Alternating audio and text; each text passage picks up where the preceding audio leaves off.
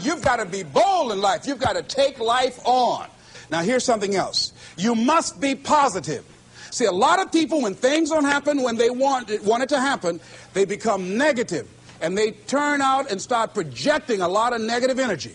No, you've got to make a conscious, deliberate, determined effort to be positive.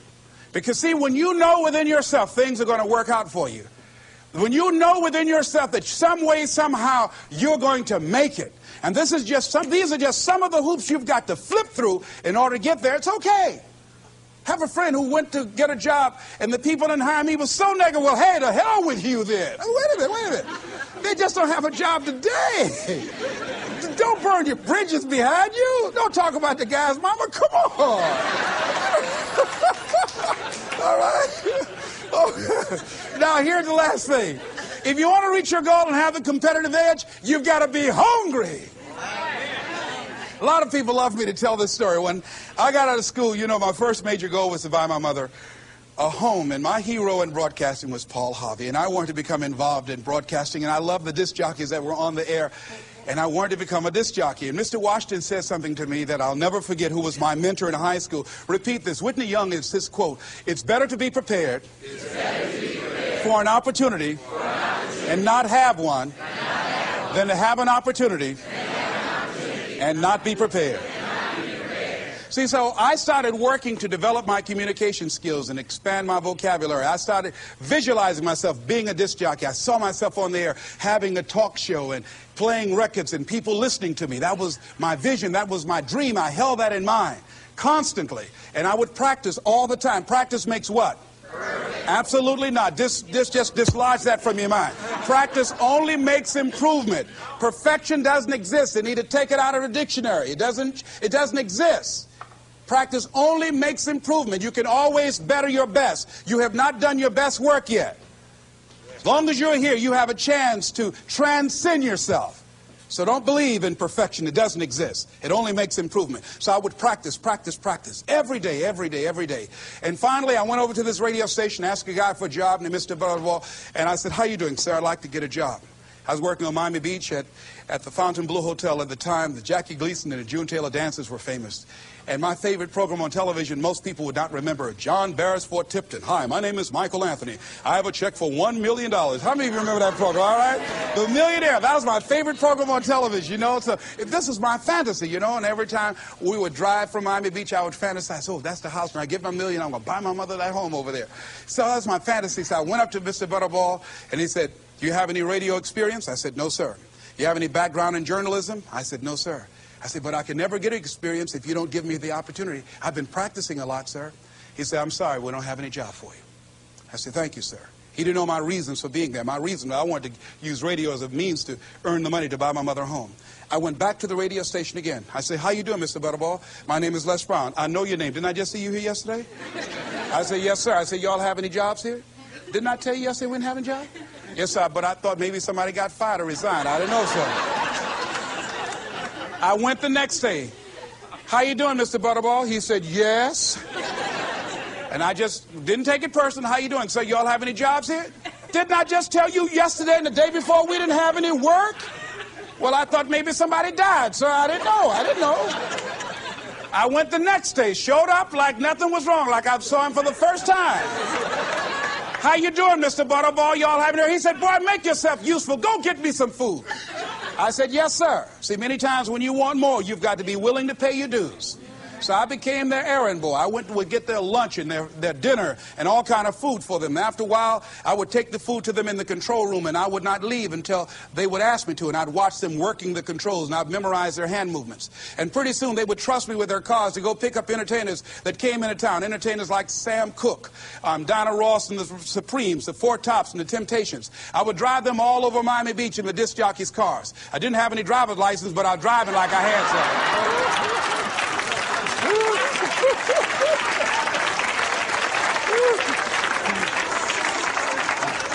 Finally, one day I was at the radio station, and a guy by the name of Rock was drinking while he was on the air. It was a Saturday afternoon. I was the only one there. None of the other jocks were available. And I was looking at him through the control room window, saying, "Drink, Rock, drink." Drink, Robert. I'd have gone to get him some more if he'd asked me to. Drink, Robert. Pretty soon the phone rang. It was the general manager. I said, hello? He said, Les, this is Mr. Klein. I said, I know. He said, Rock can't finish his program. I said, I know. He said, would you call one of the other DJs to come in? I said, yes, sir. I hung the phone up. I said, now he must think I'm crazy. I called my mom and my girlfriend, Cassandra. I said, y'all come out on the front porch and turn up the radio. I'm about to come on the air.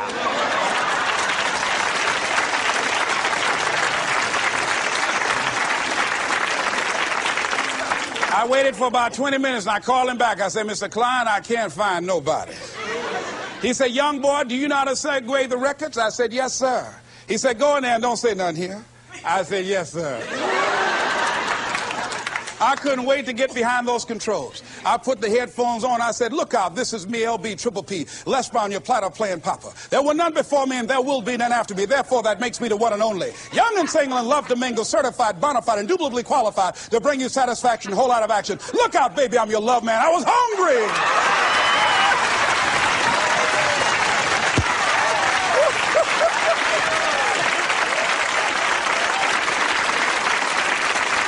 You feel better when you are able to have charge of your destiny, doesn't it? Gives you a good feel. Gives you choices. You can do more things. See, my first major goal was to buy my mother a home. I feel like Abraham Lincoln, who said, all that I am and all that I ever hope to be, I owe to my mother. And I said to my mama one day, I said, Mama, when I become a man, I'm going to buy you a home. And you won't have to go to work every day. You won't have to work. You just sit down, Mama. She was getting up, getting dressed to go to M&M cafeteria. And I was just following her around. I said, watch, Mama. One day you won't have to leave here to go to work no more. It's raining outside. You won't have to go to work in the rain. You just do what you want to do. Like stay home and fix me sweet potato pie. My mama fixed the kind of sweet potato pie you can't eat with your shoes on. You have to take your shoes off so you can wiggle your toes, all right? But that was my dream. That was my passion. I saw that, and that drove me. That was my reason for being. So one of the things, in order to make this your decade, in order to reach your goals, you've got to find some reasons that make you strong, some reasons that will make you hang in there when times get rough, because they're going to get rough. It's going to be very challenging. Whenever you decide that you want to grow, whenever you decide that you want to go to another level, all hell will break loose. Everything that will happen, rather that can happen, will happen, and at the worst possible moment. They call it Murphy's Law. See, whenever you decide that you want to go to another vibration, it's like when you get into an airplane. The first thing they tell you to do is do what? Fasten your seatbelt. Because you're going to experience some turbulence when you're going up. And some of you are already experiencing that turbulence. Don't be frightened by that. See, whenever you decide you want to go to another level, you've got to fasten your psychological, your mental, and your spiritual seatbelt. Because it's going to be a while before you experience a comfortable altitude. You're going to get there. It's there. But you've got to go through this phase here. This is how you grow. This is how you develop. See, life is like a roller coaster. Sometimes you're up, sometimes you're down. Sometimes things go well, and sometimes they don't go well. But in the down moments, that's when you discover who you are. During the down moments, see, in this prosperous time, you put it in your pocket. In the lean times, you put it in your heart. And that's when you discover who you are.